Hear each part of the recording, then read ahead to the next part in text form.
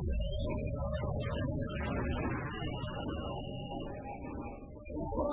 aquí, es para ti, está para mí, sí. Donde cualquier parte de Colombia, con tu tecnología y metodología, tendrás la educación que tú querías. Hoy es aquí, es para ti, está para mí, sí. Desde la universidad, para que vayas más allá. Hoy es aquí, es para ti, está para mí, sí. Para que puedas yo. Hola, preciosos estudiantes, ¿cómo están? Muy buenos días. Estamos pues en su clase de desarrollo de la niñez y la adolescencia, hoy acompañados de nuestra querida profesora Alejandra. Bueno, profe, ¿cómo está? Muy bien, profe Adelaida, como siempre acompañándote acá en el proceso de facilitación del aprendizaje. Y esto es súper chévere porque podemos aprender y pues la profe siempre le da un toque especial a la situación porque pues hay cosas que yo no manejo y es muy bueno poder tener ese aspecto no solo de psicóloga sino también de mamá que nos ayuda a mejorar la calidad de los datos que vamos en esta información. Bueno, muchachos, lo primero que quiero que tengamos pendiente vienen los anuncios parroquiales. Ya está próximo a cerrarse la unidad 1 de su materia y si evidencio con un poco de angustia que muchos de ustedes no me han enviado los trabajos. Entonces, ojo con eso, recuérdenlo porque se cierra y no van a tener otras oportunidades. Entonces, para que por favor concentrados empiecen a enviar los trabajos. Felicitar a los que ya. Yo sé que muchos de los que me han enviado era porque tenían problemas de la plataforma o no accedían, pero ojo, yo les envié ya el martes el miércoles un mensaje recordándoles el proceso, recordándoles las cosas que tienen que entregar, entonces para que por favor se mantengan en contacto y podamos ir haciendo las cosas. ¿Listo? Ahorita vamos a dar una descripción por la plataforma, pero pues hoy la temática es larga, profe, ¿estás preparada para esa temática del día de hoy? Por supuesto, lista. Continuamos con Vygotsky y continuamos con Piaget. Yo sé que no son tan fáciles de digerir, pero pues todo esto forma parte de lo que es nuestro desarrollo cognitivo y es fundamental en nuestro proceso de aprendizaje y sobre todo en nuestro proceso como docentes. Yo necesito esto para impactar en el aprendizaje de mi estudiante, ¿o no? ¿Tú qué piensas? Sí, totalmente. Es decir, esto hace parte de los presaberes que yo requiero para poder ser efectivo en el aula, ¿cierto? Yo les he dicho en algunas de mis clases, bueno, una cosa es juzgar y otra cosa es revisar esas condiciones psicológicas y ambientales que influyen en el aprendizaje. Entonces, antes de ponernos a juzgar y ver al niño como el opositor, hay que revisar qué hay ahí detrás que está fallando, ¿cierto? Y para eso son estas sesiones. Además que actualmente todo se diagnostica. Todo, absolutamente todo es un trastorno. No debería ser así. O sea, ya necesitan hasta imágenes que les recuerden cómo se supone que debe ser un niño normalmente. Porque a mí me preocupa de verdad, si yo voy a una fiesta infantil o a una reunión familiar y hay niños y veo a los niños quietos, callados y en una esquina, me preocupo. Porque esa no es la fisionomía, eso no es lo esperado de un niño. De un niño en esta época, ¿no? Ajá. Porque de pronto, bueno, nuestros abuelos sí, eso era lo que se requería, el problemático era el niño que se movía.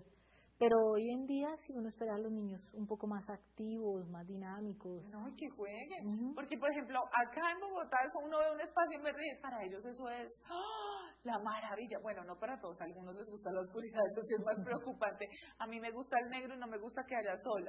Soy vampiro. Y uno, ok. Entonces, es curioso. Bueno, muchachos, entonces vamos a nuestras diapositivas del día de hoy. Y recuerdan los conceptos básicos que habíamos estado trabajando la semana pasada. Bueno, entonces están los conceptos de pensamiento y lenguaje, proceso de internalización. Tenemos la importancia de los instrumentos de medición, los procesos psicológicos, la zona de desarrollo próximo, el andamiaje, la ley de la doble formación y la interpsicológica y la intrapsicológica, ¿ok? Son conceptos que vamos a ir desarrollando. Entonces, habíamos quedado en el proceso de internalización. ¿Qué es este proceso? Se entiende como el proceso que implica la transformación de fenómenos sociales. ¿Cómo estos fenómenos sociales se transforman en fenómenos psicológicos? a través del uso de herramientas y signos. Esta serie de transformaciones psíquicas se sintetizan de la siguiente manera. Entonces, lo primero que tienen que tener en cuenta es cómo internalizo, ¿sí? Ese es el proceso de internalización. Acá es donde les doy el ejemplo. Ustedes ven todas esas novelas mexicanas o Elise, los muchachos, ¿qué hacen? Aprenden del contexto, aprenden de la situación y lo internalizan, y lo que hacen es, ok, voy a trabajar esto, y lo convierten en un fenómeno psicológico. Entonces, lo primero es que hay una operación que inicialmente representa una actividad externa. Se construye y comienza a suceder interiormente.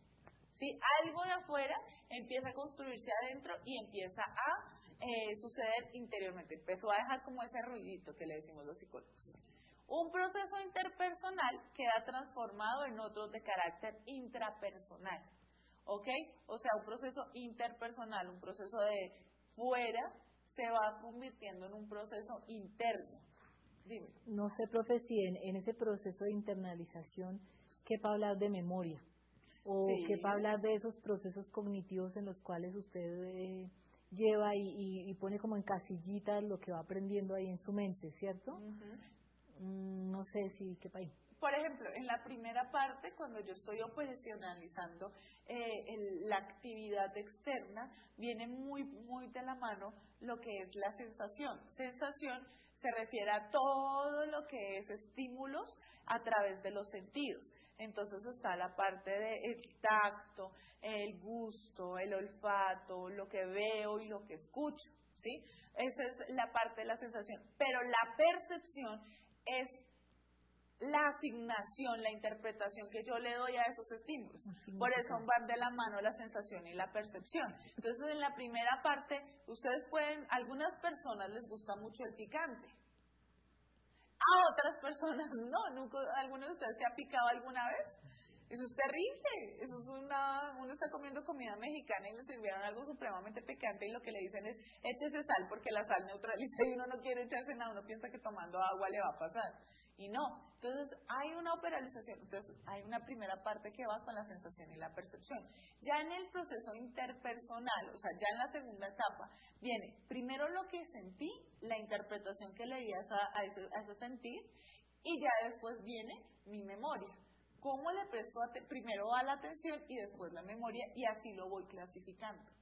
Recuerden que es importante repasar sobre los procesos psicológicos básicos: atención, sensación, percepción, memoria, pensamiento, lenguaje, Son superiores. Me fui con los superiores. Procesos psicológicos, no los básicos, sino sí, procesos psicológicos. Pero por lo menos atención y memoria. Sí. Básicamente hasta memoria, creería yo. Entonces, sí, como el proceso de sentir, percibir, poner atención a lo que se está aprendiendo, llevarlo a la memoria, bueno, y utilizarlo en el proceso. La otra cosa es que hay una transformación de ese proceso que era interpersonal, o sea, en grupo, en un proceso intrapersonal. Entonces, por ejemplo, hay personas que lloran, ¿sí? Hay personas que se están viendo, bueno, la novela de Caracol y dicen, ay, pobrecita ella, yo la entiendo, ay, y lo manejan, ya dejó de ser un fenómeno interpersonal de varios a volverse algo algo interno de su ser, y empieza a generar procesos de aprendizaje que le permiten utilizarlo y retomarlo para convertirse en un proceso sucesivo de sucesos evolutivos, ¿ok? O sea, los fenómenos sociales influyen, por eso es que ahorita nosotros con todo lo que nos viene del posconflicto, estamos haciendo estos cambios y estos, podría decirse, reaprendizajes, porque nosotros y nuestros niños hicieron primero una operacionalización del contexto de violencia. Entonces, uno ya los ve, hay muchos que fueron desplazados por la violencia, vienen a vivir a Bogotá, pero aún así cuando van caminando van mirando el piso. Y uno les pregunta, ¿eso ya se operacionalizó? Eso ya lo internalizaron, porque ya se dieron cuenta y identificaron que pues tienen que mirar al piso porque así hacían, porque habían minas antipersonas, habían minas quiebrapatas, y ya es algo que tienen que hacer. Y bueno, acá en Bogotá no es que estén muy bien los andenes, entonces si usted no lo hace se le puede torcer el pie. ¿Listo? Entonces van esos procesos, van de la mano. Acá les tengo la ley de la doble formación. Entonces tenemos a un sujeto y tenemos a otro. Puede ser su hermano, puede ser un par, puede ser un amigo, pero ahí viene, y si ustedes pueden ver la imagen, ahí, no, la borré. Ok, si ustedes ven la imagen, lo que van a mostrar acá es la primera parte. Uno, es que se apropia del lenguaje, ¿sí? Entonces viene el sujeto, hay un plano interpsicológico, si se dan cuenta, acá una relación interpsicológica porque está el proceso con el otro. Ok, quiere decir ¿Listo? que hay, como en el proceso de comunicación, hay un receptor y Un emisor. y se retroalimentan el uno al otro, no cambian de papel. Primero el sujeto fue emisor, luego el otro se vuelve emisor. Exacto, pero acá, si se dan cuenta las flechas, en este lado las flechas no van para ningún otro lado. Salen del sujeto, hacen el proceso de construcción interna y vuelven al sujeto. ¿Ven? Entonces, en el plano, cuando estamos hablando de la apropiación del lenguaje, por ejemplo, está el sujeto. Hay un plano interpsicológico. ¿Cómo es interpsicológico? Es un fenómeno social. Entonces, un fenómeno social podemos decirle el lenguaje, el español colombiano. Entonces, lo hablo con otro. Entonces, por ejemplo, si es santanderiano, habla con ese tono cargadito. Si es llanero, tiene un tono como cantadito.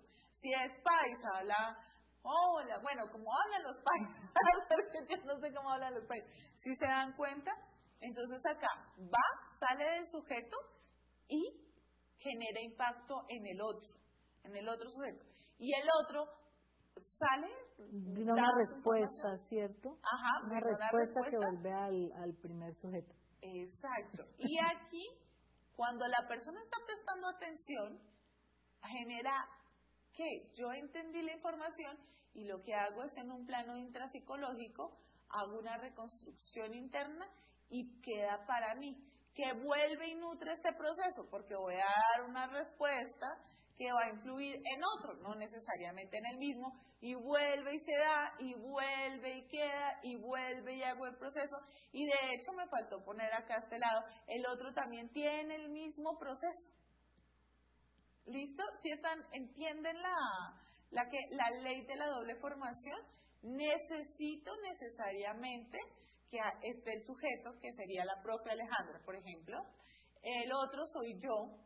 Entonces, la profe Alejandra me pregunta algo, o estamos hablando, yo le realimento y queda acá en este proceso de intrapsicológico. La profe Alejandra lo procesa ella mentalmente, ¿cierto? Ajá. De pronto lo aprende, lo memoriza, qué sé yo, vuelve a sí misma toda esa información y ella con esa nueva información puede seguir dando respuestas al otro y se sigue repitiendo el proceso.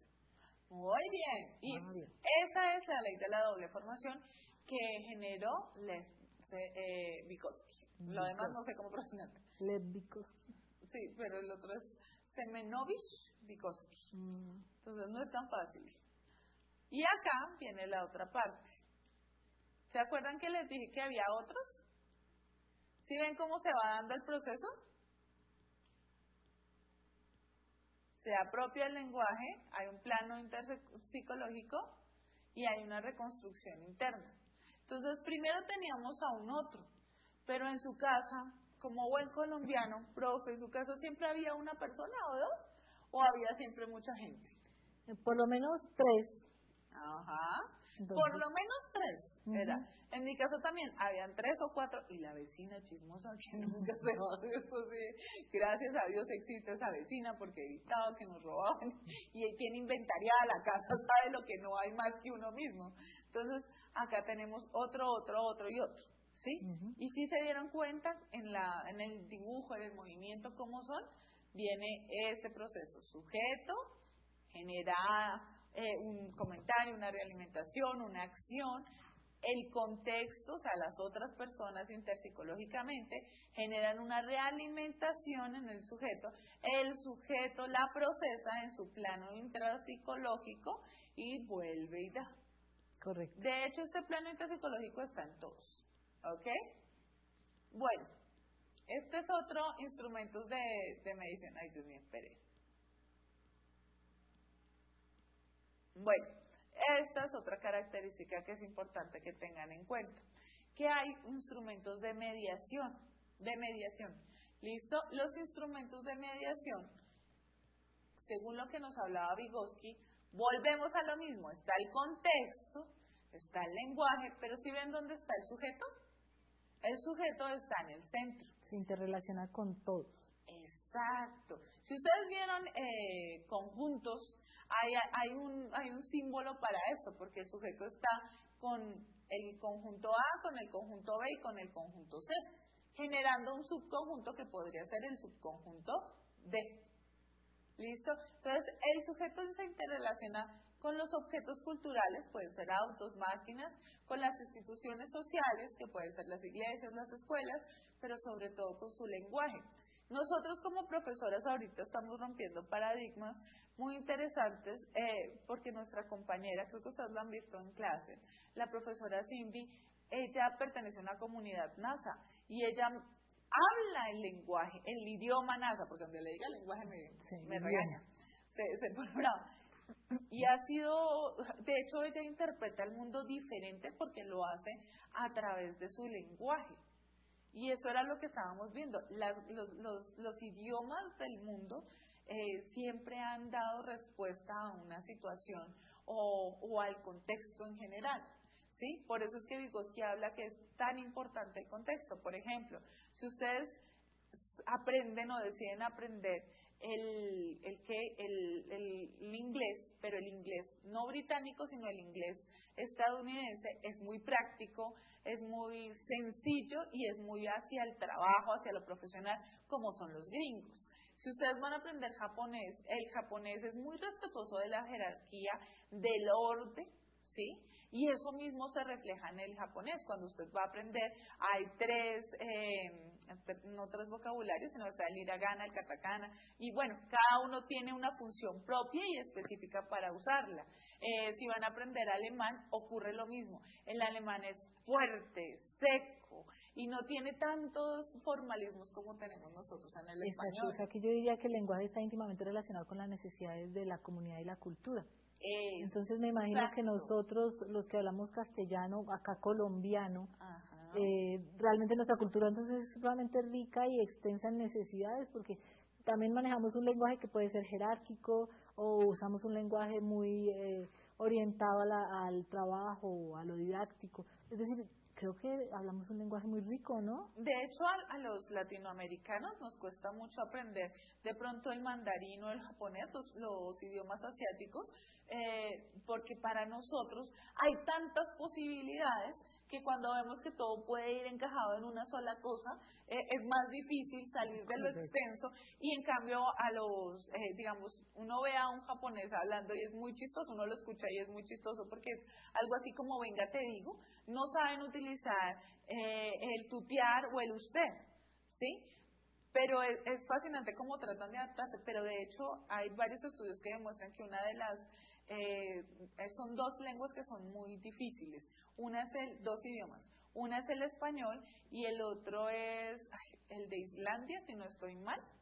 Ni siquiera, o sea, le ganamos hasta el ruso, porque nosotros tenemos muchas cosas. Es que ustedes ven en inglés, y en inglés es I, you, we, they, you otra vez, and we, y sale de contar.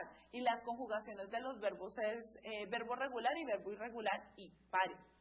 Nosotros nos vamos por todas las proposiciones, nos vamos por el, ¿cómo es? El yo, él, nosotros, vosotros, ellos, bueno. Y entonces y con cada uno de esos nosotros, vosotros, ellos, hay una conjugación diferente, los tiempos son diferentes.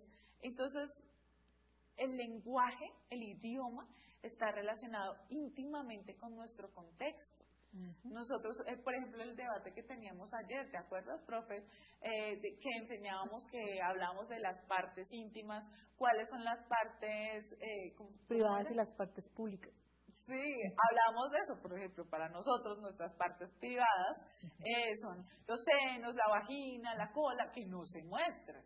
pero nos explicaba la profe Cindy que hay unas comunidades en Vera, en donde los senos terminan siendo una parte pública, pero bueno, con cierto nivel de respeto y de distancia, pero una parte pública, es decir, una parte que es apreciada sin ningún problema, cosa que para nosotros sí pues tiene un pero, no, eso no se muestra, es una parte absolutamente privada. Aunque nosotros también podríamos verlo también por zonas climáticas, los rolos somos a taparnos un poquito, a taparnos mucho.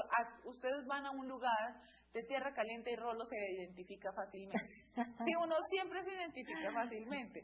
En cambio, la persona que ha vivido en tierra caliente toda su vida y viene acá, no sufre de frío, sufre de calor. Entonces uno a veces dice, ay mamita, tápese un poquito, ¿sí? Pero forma parte del contexto y forma parte de nuestro lenguaje. Recuerden que el idioma no es única y exclusivamente lo que nosotros hablamos, también es nuestro lenguaje no verbal con que lo complementamos. Entonces ustedes se dan cuenta de, por ejemplo, cómo molestan a los tolimenses.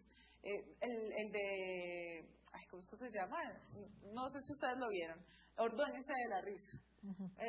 Era un programa viejo cuando existía el Canal 1, imagínense, o sea, con el Canal de León en esa época, si hay alguno de mi época. ¿Alguien se acuerda del Canal de León? Y salía Celio, y el otro decía, ¿qué?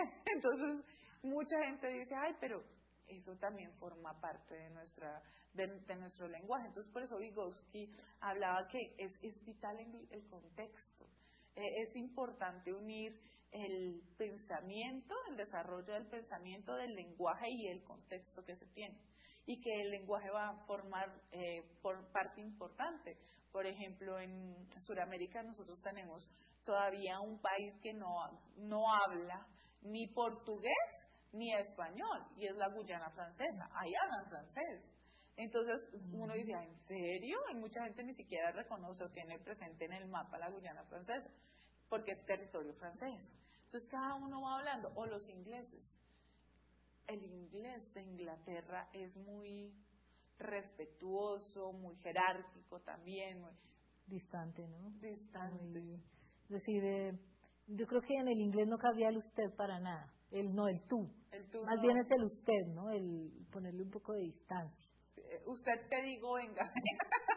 Sí, a veces uno se siente como, ay, me está hosteando y es grosero. No me usted, pero esto depende de la cultura, esto depende del contexto. Y eso forma parte. Entonces, recuerden, las instituciones sociales son vitales. Hay lugares en donde solo va la iglesia o solo se tiene la iglesia católica, para los lugares de educación. Por ejemplo, en Colombia hay un impacto que muchas veces nosotros no alcanzamos a ver y que de pronto en la capital no se alcanza a identificar, que son las escuelas normalistas. Son fundamentales para el desarrollo de técnicos, de tecnólogos, de profesionales en la formación. Y le permiten la continuidad y proteger los saberes de su lugar y de su contexto.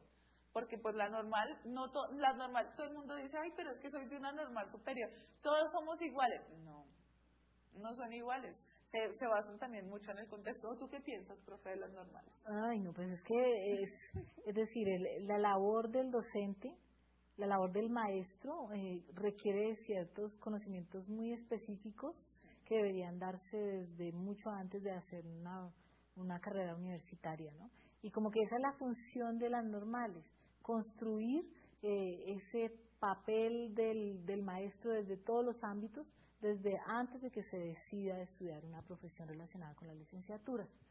Entonces, bien, yo recuerdo, yo también estudié algunos años en una normal, y yo recuerdo que nos enseñaban a escribir en el tablero, y tenía uno que escribir con letra redondita y bien alineado, para que los estudiantes pudieran entender lo que el maestro les iba a enseñar. Sí, porque hay unos que cuando uno está empezando empieza y sigue derecho, ¿no? O va para abajo, no es nada horizontal, sino vertical o curvo. Nos ayudaban a desarrollar habilidades de motricidad fina que en ningún otro lado nos enseñarían, y que uno dice, bueno, un maestro que no tenga habilidades de motricidad fina está en nada, definitivamente. ¿cómo le voy a enseñar lectoescritura? O más bien el uso del trazo, ¿no? Al niño, cuando el mismo maestro no dispone como de esa habilidad, ¿no? Entonces sí, es muy importante como todo ese contexto de la normal y del aprendizaje dentro de una normal. Por ejemplo, yo soy de un colegio distrital y era técnico comercial, pero yo ingresé al colegio fue en octavo, ya me llevaban 2 años de entrenamiento y me acuerdo que a mí me tocó, no sé si a ustedes les tocó, a pesar de los estudiantes, no sé si te tocó, profe, las máquinas de escribir, pero no las que tenían computador, sino las antiguas, que estos pobres dedos sufrían porque era oprima la A y oprima la N, pero oprima la duro y al tiempo, y son aprendizajes que le quedan a uno, y que cuando uno va al mundo laboral, ¿sí?, le sirven porque uno ya se sabe el teclado, entonces uno puede escribir sin ver el teclado, y a los muchachos de ahora no les enseñan eso y uno los ve haciendo así, uno como que, a ver, aprendas el teclado. Es el contexto también y los aprendizajes que ustedes tienen del contexto. Profe, muchas gracias. Sigamos otra vez con las diapositivas. Entonces, hay unas funciones psicológicas superiores. Está el paso del control social al individual, como ya lo vimos ahorita. Está la realización consciente de las diversas funciones psicológicas. ¿Se acuerdan lo que vimos ahorita de internalización? Su origen y su naturaleza social. Ojo, Vygotsky habla mucho del entorno, del contexto, que es importante para uno. Y aún así, aún estando en Colombia, no todos son iguales. Exactamente. Aún así, aún estando acá en el mismo lugar, compartiendo la misma zona, no todos son iguales. ¿Listo?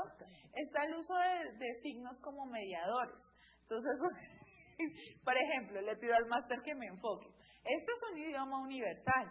¿Sí? Tú me dirás, profe, cuando uno le dice, ¿eso qué significa? Eso ahí, por favor, en el foro, contéstenme. Pues yo ¿Qué me imagino significa? que si un extranjero estuviera aquí le estaría diciendo, profe, le duele el cuello, o qué sé yo. Pero bueno, en nuestra cultura muy colombiana, muy criolla, ¿qué quiere decir eso? Yo lo asocio con una palabra que usan mucho en Antioquia y es el pailas. ¿Pailas? ¿Qué es pailas? ¿Pailas? Eso me hizo pensar en un niño con el que tengo contacto frecuentemente, que llegó diciéndome, tiene 4 años, y llegó haciéndome así, diciéndome pailas. Y yo le dije, ¿qué quiere decir pailas? Porque la única paila que yo conozco es la de freír, ¿cierto? Y me dijo, no, también hay una olla. Pero pailas es que no se pudo, me decía él. Ajá. Entonces, miren. Hasta acá llegamos, o hasta aquí llegaste, te van a matar. ¿Sí? Ese lo utilizaban mucho. Pues antes del pailas, en mi época, se utilizaba era cuando mi mamá se asomaba a la ventana y decía los nombres de las tres sin equivocarse, fuerte y duro. Y mis amigos se volteaban y nos miraban y decían, las van a matar, están en problemas. O Oh, sí, como terrible. Uy, lo que les va a pasar. O tacaño. ¿Alguien sabe cómo se dice tacaño? ¿Alguien sabe el símbolo de tacaño? ¿No? Está muy tacaño. ¿Sí? Ahí ya estamos haciendo.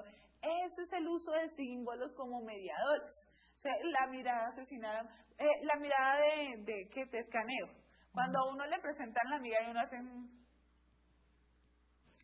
Ahí yo estoy utilizando un signo, una expresión para tal. ¿Listo? Como mediador del lenguaje, ¿no? Y de mis pensamientos. Sí, porque a veces uno dice... ok, y va hablando y va también generando símbolos que le ayudan a de pronto a encontrar la palabra que uno quería utilizar. A entender, sí. Ajá, muy bien, muy bien. Sigamos.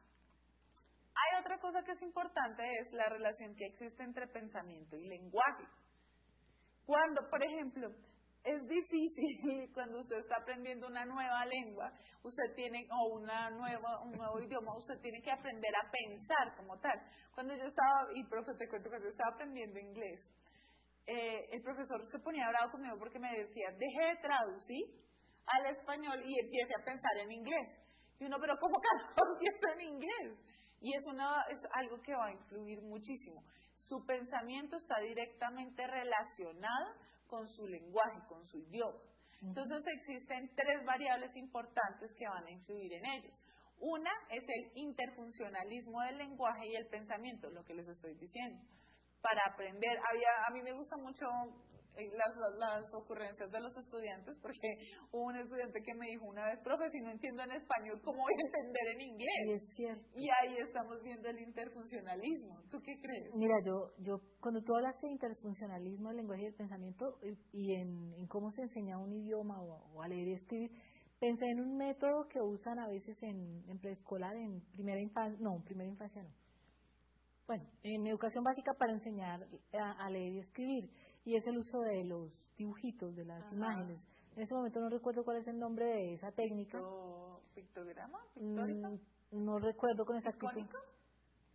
Sí, en no, todo caso, ese método lo que hace es enseñarle primero al niño o usar las palabritas y el reconocimiento de las palabras y las imágenes que el niño ya tiene construidas en su pensamiento para luego darles una simbolización gráfica, es decir, enseñarlos a escribir. Entonces, está íntimamente relacionado el lenguaje con el pensamiento. Lo que él trae, en términos de lenguaje, si ya sabe que es un sol y ya sabe que se llama sol, ahora le vamos a enseñar otra forma de lenguaje, que es el lenguaje escrito, y es llevar a símbolos eso que tiene en su pensamiento y que reconoce como sol. De hecho, al comienzo de la creación del pensamiento y del lenguaje, hay algo que pasa mucho en los niños, y me desmentirás. Cuando hay un niño cerca y que está adquiriendo el lenguaje, siempre la mamá le dice a uno, no vaya a decir groserías, porque ellos repiten todo lo que aprenden. Sí. Entonces yo me acuerdo mucho de una vez que vi un niño de una compañera y tenía como 3 años y medio, en ese que todavía balbucean, y yo digo, pues no sabemos en qué momento, no la vio como una forma de ofender, sino que llegó y algo había pasado, se le había roto un juguete, algo, se dio cuenta que era grave, se fue al lado de la ventana, se cogió la cabeza y dijo, pa' puta vida. Y fue muy chistoso, todos soltamos la carcajada y demás, y para él, entre su relación de pensamiento y lenguaje, era la manera de expresarse de cuando la vida es dura. Ustedes saben qué significa, Fue como, uy, qué embarrada tan grande, qué complicación tan grande, qué problema tan grande. Y un niño de 3 años y medio, o sea, una cosita chiquita al lado de la ventana, y así, preocupado, se cogió la cabeza y hacía así, repetía, y la mamá no sabía si reírse, si ayudarlo a resolver el tema, si regañarlo por lo que había pasado, o morirse de la vergüenza porque lo había hecho delante de nosotras. Entonces ella decía, ay Dios mío, ¿qué está aprendiendo? Pero en algún momento lo adquirió, lo identificó, lo internalizó, generó un proceso intra, y de ese proceso luego, cuando se presentó la situación, generó pues lo usó como acción, sí. Sí. Ahí estamos viendo el proceso del desarrollo cognitivo, ¿lo están entendiendo? O sea, se supone que ustedes en este momento están viendo un fenómeno social que es esto, ir a su aula, ir a su CAU, o estar viéndolo desde la casa, como ustedes quieran, porque esto se monta, pues casi siempre lo montamos antes, y ustedes lo que hacen es en su interior, ¿listo? Lo procesan y de esa manera después utilizan esa información.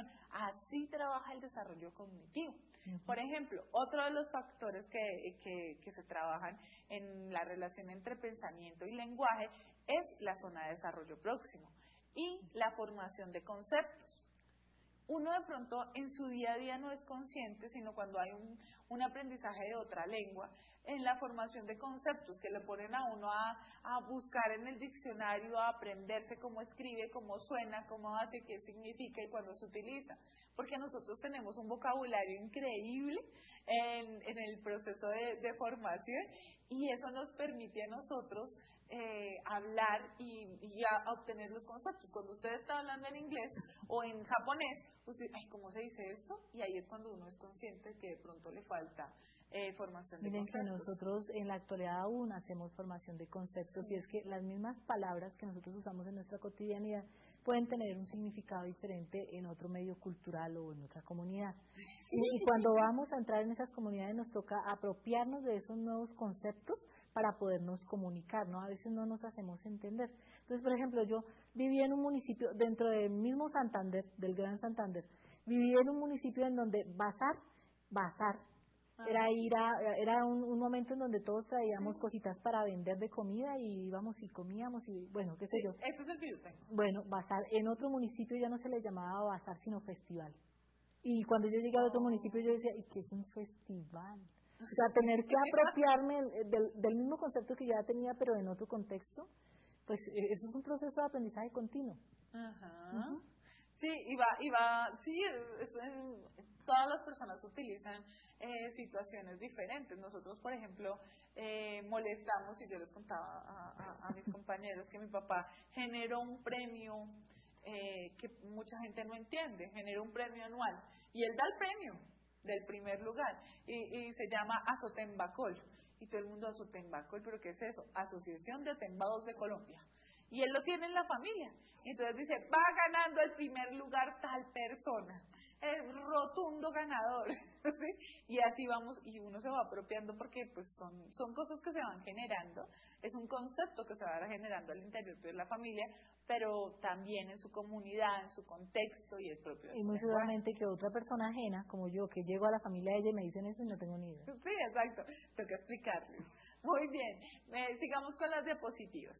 Entonces, según Vygotsky, el lenguaje y el pensamiento tienen raíces distintas en su desarrollo endogenético. O sea, si bien tienen una interrelación, tienen una diferencia en el desarrollo endogenético. ¿Ok?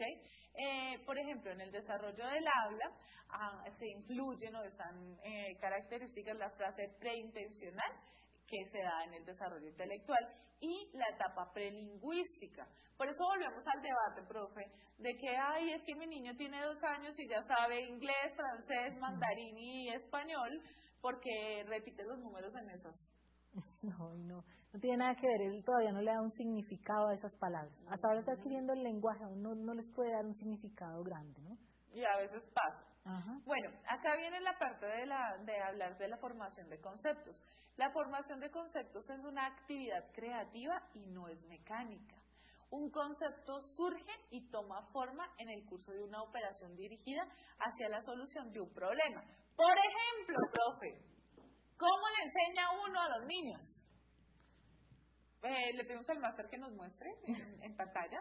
Entonces, por ejemplo, ustedes miran esto, ¿sí? Sí. Explíquele qué es esto a un abuelito. Complejo, ¿no? Uno le dice, esto es ratón. Y el abuelito le dice, eso no es un ratón. Un ratón no es de... Abuelito, esto es un ratón. Y se quedan como, no, eso no es un ratón. O por ejemplo, el celular. Esto es un teléfono. No, mami, eso no es un teléfono. Si a duras penas han logrado identificar, y pues estoy hablando de los más viejitos, ¿no? Porque ya de los que tienen 60 a 70 años ya logran un poquito.